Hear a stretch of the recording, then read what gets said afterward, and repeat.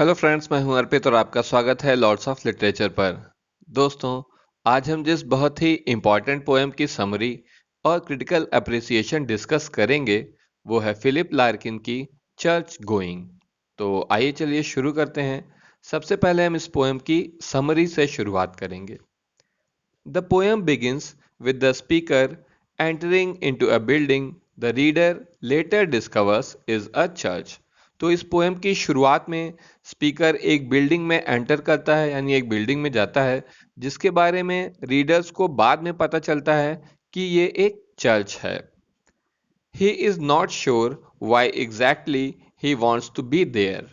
और जो इसका पोएट है वो श्योर नहीं है कि आखिर वो क्यों यहाँ चर्च में होना चाहता है या आखिर वो क्या करने के लिए चर्च में आया है। And is even more confused by what he sees inside. बल्कि वो चर्च के अंदर जो कुछ देखता है उसे देखकर तो वो और भी ज्यादा कंफ्यूज हो जाता है कि आखिर मैं यहाँ पर क्या करने के लिए आया हूँ।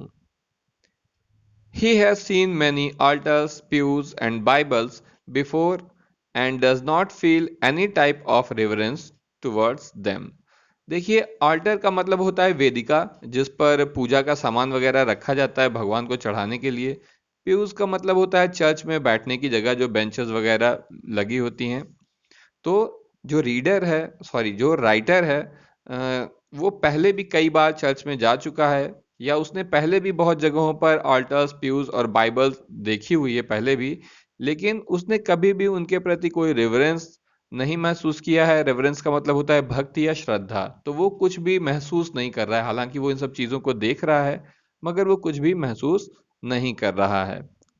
The speaker reads briefly from the Bible and exits. इसके बाद स्पीकर थोड़ा सा पढ़ता है बाइबल में और उसके बाद वो चर्च से बाहर चला जाता है।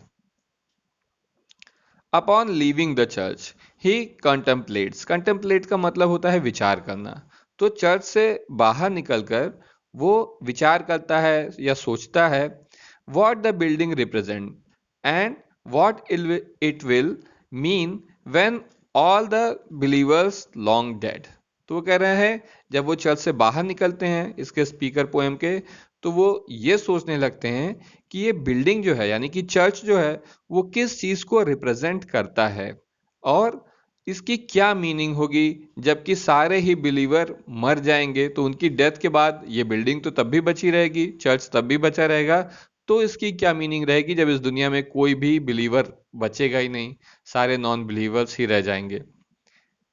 He pictures the very last explorer of the building and wonders whether he or she will be like him। और फिर वो कल्पना करता है उस आखिरी इंसान की, चाहे वो कोई मतलब लेडीज हो, जेंट्स हो, कोई महिला है या पुरुष है, तो वो आखिरी इंसान के बारे में सोचता है जो इस चर्च में आएगा। तो वो उसके बाद क्या सोच रहा है कि क्या वो भी मेरे जैसा होगा। मेरे जैसा होने का मतलब curious and emotionless.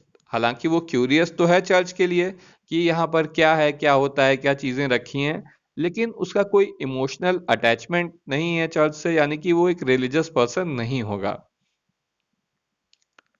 Church going concludes with the speaker deciding that no matter what the building might means. तो जब ये पोएम कंक्लूड होती है, यानी इस पोएम के आखिर में स्पीकर इस कंक्लूजन पर पहुंचता है और ये डिसाइड करता है कि no matter what the building might means, कि इससे कोई फर्क नहीं पड़ता कि इस बिल्डिंग का क्या अर्थ है या क्या इसकी मीनिंग है। It is important for humanity that churches be maintain.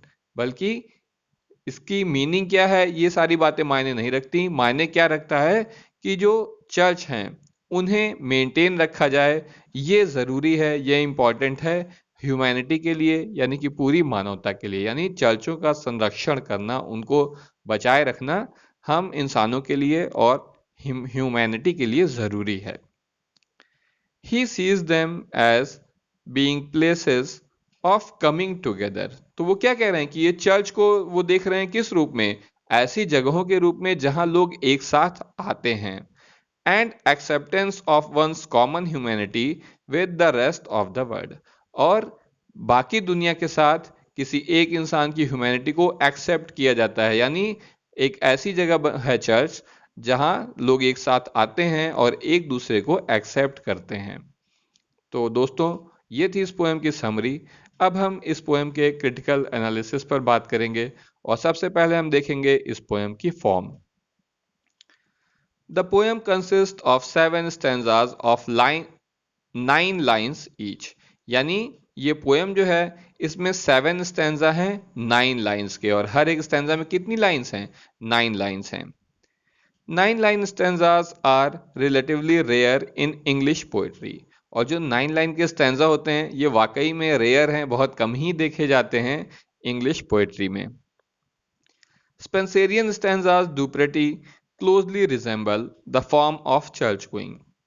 हालांकि एलिजाबेथन एज के एक राइटर थे स्पेंसर, बहुत ही फेमस राइटर थे, एक राइटर कहना नहीं ठीक होगा, तो इनका जो स्पेंसेरियन स्टैंजा था जिसका इस्तेमाल करते थे अपनी राइटिंग में, वो काफी कुछ चर्च गोइंग को जो है, मतलब इसमें जो फॉर्म है जिस तरह से लिखा गया है उसे जो है रिजेंबल करता है स्पेंसेरियन स्टैंजा।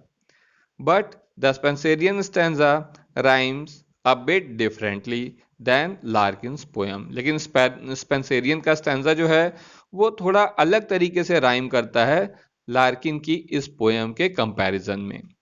अब इस पोएम के मीटर को देख लेते हैं। The poem is written in iambic pentameter, तो ये पोएम जो है वो एम्बिक पेंटामीटर में लिखी गई है। This means that each line generally contain 5 AIIMS, जिसका मतलब यह है कि हर लाइन में 5 आयम्स का इस्तेमाल आमतौर पर किया गया है। There is little variation also in few lines, जबकि कुछ लाइन्स में यहाँ पर थोड़े वेरिएशंस भी किए गए हैं। तो ये था इस पोएम का मीटर। सबसे आखिर में हम इस पोएम की राइम स्कीम के बारे में बात करेंगे। The rhyme scheme of each 9-line stanza is A B A B C A D C D। तो ये जो 9 लाइन का स्टैंजा है इसकी राइम स्कीम क्या है? A B A B C A D C D। This scheme is like two quatrains rhyming A B A B and C D C D combined। तो ये राइमिंग किस तरह की है, ये राइम स्कीम किस तरह की है? जैसे कि दो क्वाट्रेंट्स यानी 4 लाइनों के दो स्टैंजा जिनकी राइमिंग ए बी और सी डी है, उन्हें एक साथ कंबाइन कर दिया गया है। तो ये तो हुई 8 lines with an extra a rhymed line inserted as the 6th line of each stanza. और इसमें इसके आगे क्या किया गया है कि एक ए राइम वाली लाइन और इसमें जोड़ दी गई है इस 8 लाइन के स्टैंजा में, और वो कहां पर आ रही है? 6th लाइन में। तो ये हो गई इस पोएम की rhyming scheme. This unusual structure makes each stanza a bit weightier than the octave। और ये जो असामान्य सा या बिल्कुल थोड़ा सा अजीब सा कहेंगे स्टैंजा है इस पोएम का, वो क्या कर रहा है? ये इसको एक नॉर्मल ऑक्टेव की तुलना में थोड़ा ज्यादा वजनदार बना दे रहा है। तो दोस्तों, ये था आज का वीडियो। उम्मीद है कि ये आपको ज़रूर पसंद आया होगा। अगर आप किसी और टॉपिक पर वीडियो चाहते हैं तो प्लीज़ मुझे कमेंट सेक्शन में बताइए, जिससे कि मैं आपके लिए ज़्यादा से ज़्यादा यूज़फुल वीडियो क्रिएट कर सकूं। आज के लिए बस इतना ही। Thank you.